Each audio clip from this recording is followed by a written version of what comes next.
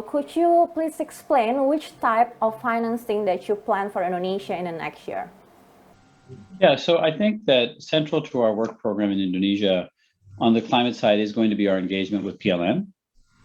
And as I mentioned, we signed an MOU with PLN in Glasgow to take a very detailed look at its energy coming from coal, which is obviously a very large portion of its energy mix. And so that's going to be a very important initiative for us, the energy transition mechanism and the MOU with PLN, to try to work with PLN as the major source of energy in Indonesia to try to bring that trajectory of coal-fired power down. So that's one important area. I think a second important area for us will be to continue to expand our work on expanding on investment into renewable power. Now, this is already a growth area in Indonesia, but we expect that as we decommission coal-fired power plants in the coming years, the opportunity for renewables growth will grow up quite a bit. And as I mentioned, we do this both through our public sector arm working with government. And as I mentioned to you, we've invested in both geothermal and in renewable through the public sector arm as well as in grids. But we're also very active in supporting private investors, independent power plants in wind and solar and geothermal, in offshore solar. So these are just some of the areas that we're engaged in and expect to be important and growing parts of our program. Now, I also mentioned to you adaptation, and we're increasingly going to be working with cities and municipalities and with the government on putting in place investments that will help us manage a world with higher temperatures.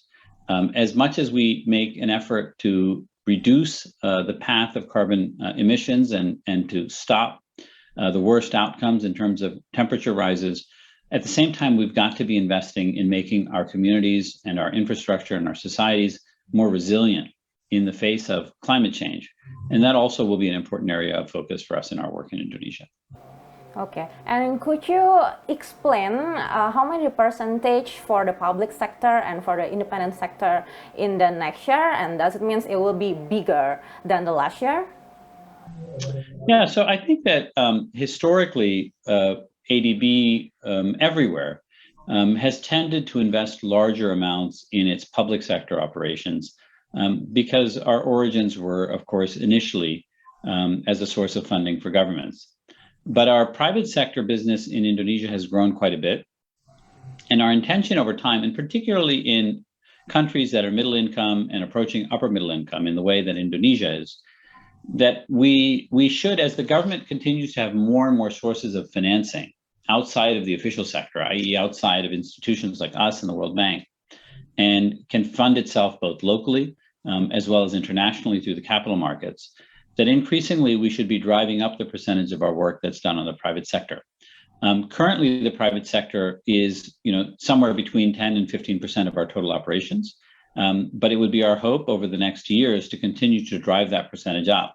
And this is, by the way, not an Indonesia-specific initiative. This is an initiative for the ADB across all of its operations to continue to drive growth through our private sector engagement, continue to have impact on our public sector side, but also recognize that countries may need our funding a bit less than they did many years ago. Okay, and also we heard ADB will avoid funding for smelters in Indonesia. Is that true? And why is that? Yeah, that's true. But that's really a reflection of the fact that we've never been involved in mineral extraction or processing activities. This is not a sector that we have any expertise in as an institution. There are other multilaterals who do. And so this is a long-standing reality that we're not involved in this sector. It doesn't represent a change in our policy in any way.